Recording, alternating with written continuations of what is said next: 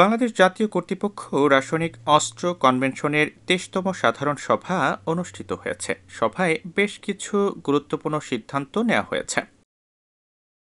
বিএনএসিডব্লিউসির chairman ও সশস্ত্র বাহিনী বিভাগের principal staff officer lieutenant general S M Kamrul Hasan সভায় সভাপতিত্ব করেন। সোমবার সশস্ত্র বাহিনী বিভাগের মাল্টিপারপাস হলে এই সভা অনুষ্ঠিত হয়। আইএসপিআর জানায়, বিভিন্ন মন্ত্রণালয়, সংস্থা এবং বাহিনী থেকে বিএনএসিডব্লিউসির সদস্যসহ ৪৩ জন উচ্চপদস্থ কর্মকর্তা এই সভায় অংশ নেন।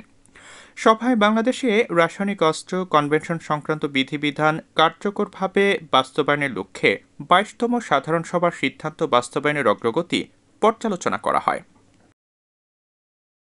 সভায় বাংলাদেশের সার্বিক রাসায়নিক নিরাপত্তা সুসংহতকরণ ও রাসায়নিক দুর্ঘটনা রোধে কার্যকর ব্যবস্থা গ্রহণ সম্পর্কে আলোচনা করা হয় এবং বেশ কিছু গুরুত্বপূর্ণ সিদ্ধান্ত নেওয়া হয়। এছাড়া দেশে তফসিলভুক্ত রাসায়নিক দ্রব্য সংক্রান্ত কার্যক্রম যথাযথভাবে নিয়ন্ত্রণের লক্ষ্যে সংশ্লিষ্ট প্রতিষ্ঠানগুলোকে বিএনএসিডব্লিউসির সঙ্গে নিবন্ধনের বিষয়ে প্রয়োজনীয় কার্যক্রম গ্রহণের বিষয়ে গুরুত্ব দেওয়া হয়।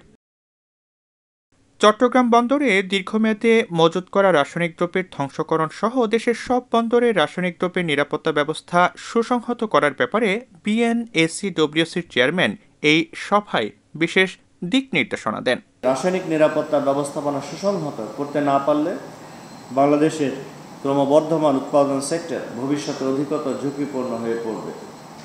এ কারণে বিএনএসিডব্লিউসির উদ্যোগে কেমিক্যাল ওয়ারফেয়ার এজেন্টজনিত রাসায়নিক দুর্ঘটনাসমূহ, অন্যান্য রাসায়নিক দুর্ঘটনা মোকাবেলায় বাহিনীসমূহ, বিশেষ করে সেনাবাহিনী, নৌবাহিনী ও বিমান বাহিনী কর্তৃক গঠিত সিডিআরটি অর্থাৎ কেমিক্যাল ডিজাস্টার রেসপন্স টিমসমূহের সক্ষমতা বৃদ্ধির কার্যক্রম চলমান রয়েছে।